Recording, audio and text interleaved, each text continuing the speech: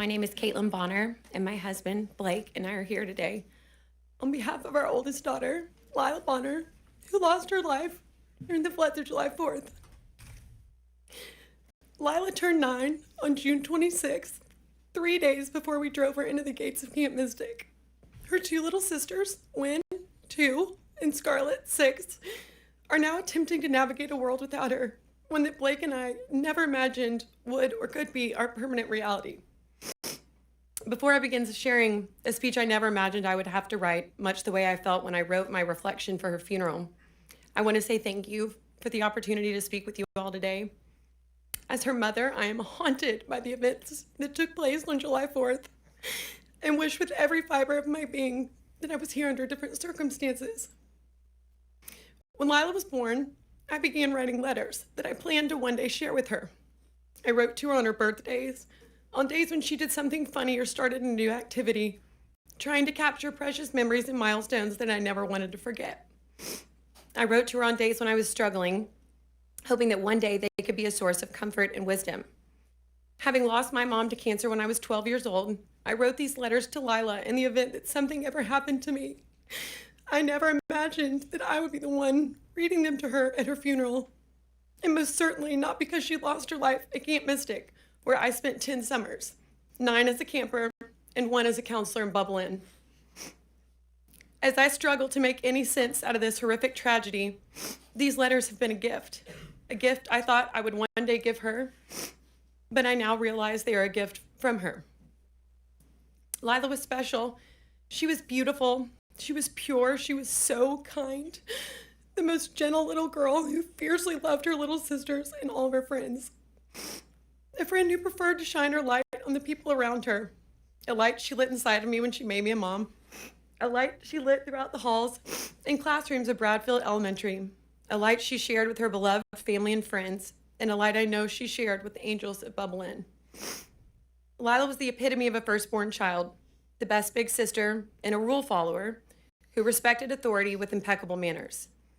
In the weeks leading up to camp drop-off, we shopped, organized, and packed her trunk with all the things I knew would make her feel safe. I gave her tips from my experience as a Mystic camper, suggesting she use her drawers for rest time activities and stationery, knowing that she wouldn't be able to get off of her bed during rest hour per camp rules.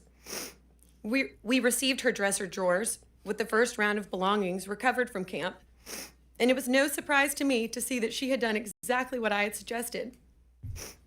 I told her to take horseback riding first if possible, so she didn't have to change into pants after swimming on the quad. I had yet to see her camp schedule, but received a water-soaked copy from her cabin, and as expected, she had followed my instructions. Riding was her first activity. I've been told she was voted best manners at her dining table and was a spirited tonk, even though she left camp desperate to be a Kiowa, like me. I will forever be haunted by the fact that I didn't know what I didn't know.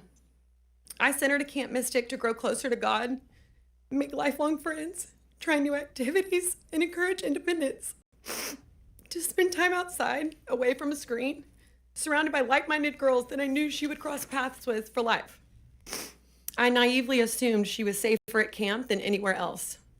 When I think about the trauma and fear that our girls endured, it makes me physically ill. This loss is one no parent should have to endure. A piece of her purple trunk that I so lovingly and meticulously packed was recovered at the dam, 11.1 miles from camp. Her body, 5.6 miles from camp, behind the Hunt store.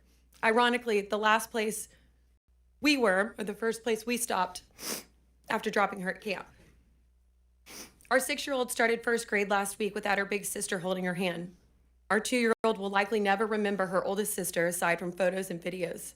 And her friends, who all started 3rd grade last week, have to reconcile how 2 of their classmates perished at summer camp in a flood they also were evacuated from while at neighboring camps.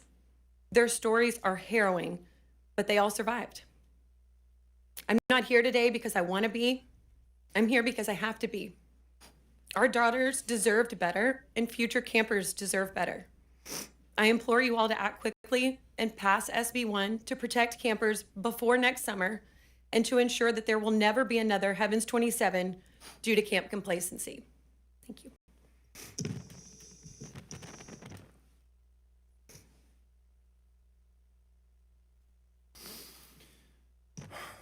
Good morning. My name is Lila Bonner, and as my wife Caitlin just shared, our daughter Lila was one of the 27 precious lives lost at Camp Mystic on July 4th. I want to thank my fellow Mystic parents for their incredible strength. There's really no explanation for how this group was brought together and given the strength to be here today, other than our girls willing it from heaven. It is our angels who give us the strength to stand before you today. I also want to personally thank each member of this committee. Thank you for your time, and more importantly, for your sustained effort in driving real reform with SB1. We see your stewardship, and we are very grateful. We also want to thank you for your empathy, allowing us and these other parents to share these unbearable stories takes a toll. It isn't easy, and we thank you for listening with open hearts. In the days after Lila's passing, our priest shared something that has anchored us. He said, God did not want this. He never wants a child to die senselessly. My faith has been challenged to its core, but hearing that reaffirmation and knowing what we know now about that night makes one thing painfully clear. This wasn't an act of God. This was an act of pure complacency. A common tragic theme you will find amongst the 27 angels we lost is that they were dutiful, they were perfect children who followed the rules. They did exactly what they were told to do that morning, stay in their cabins. Our daughters paid the ultimate price for their obedience to a plan that was destined to fail. And this risk is obviously not theoretical. As Senator Perry mentioned, these areas are called floodplains for a reason. They flood. This is why this was not an accident.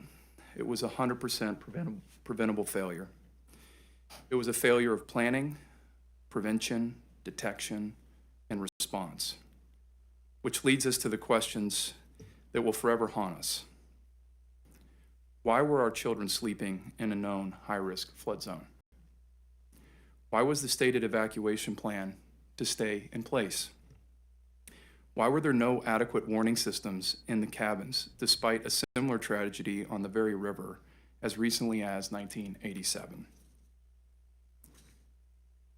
Why were summer camps entrusted with the care of our most precious gifts exempt from the basic safety standards required of every daycare and school in Texas?